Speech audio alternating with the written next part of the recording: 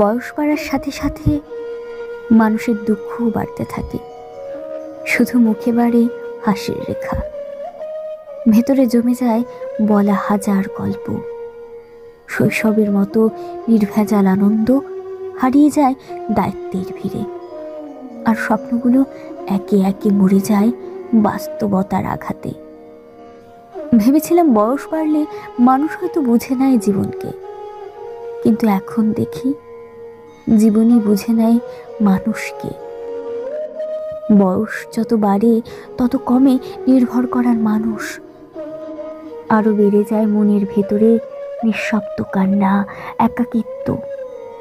শেষমেশ মানুষ শিখে যায় সব কথা বলার নয়, সব অনুভূতি দেখানোর নয়, আর সব দুঃখ ভাগ করারও